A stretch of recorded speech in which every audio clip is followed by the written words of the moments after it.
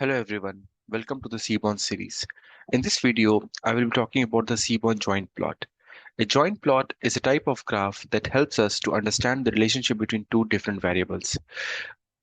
Now let's look at this simple example. So I am going to use the Seaborn joint plot method. I have used the same dataset, automobile dataset. Here on the x-axis, I have used the wheelbase, and on the y-axis, I have used the engine size. So let me draw this diagram.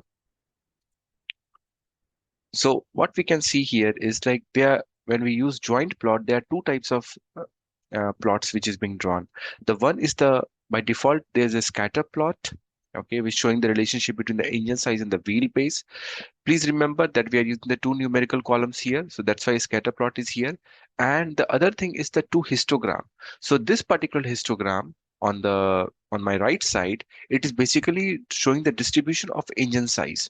And this particular graph, this particular histogram is showing the relationship of the wheelbase. So what we can say here is like when we try to join a Seaborn joint plot, it contains two types of plot.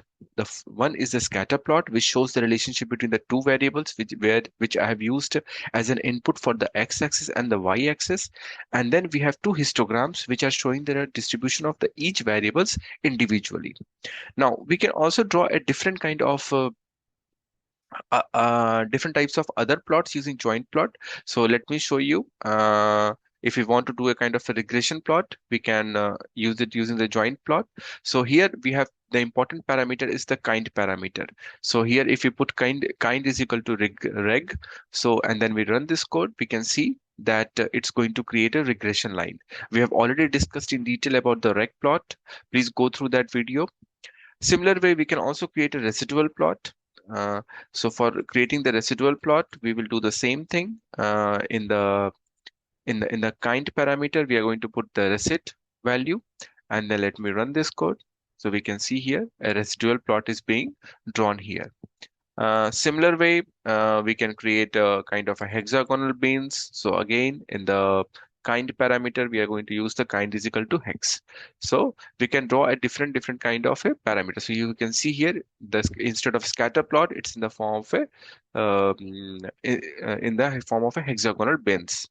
Similar way, we can also draw a kind of a KDE plot.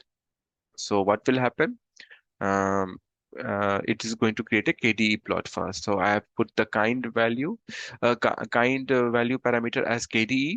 Let me run this, and we can see that it's in the form of a KDE, and these two plots are showing the KDE plot, kernel density plot, and here it's in the form of a spiral curve. Okay, so this is how the joint plot can be used.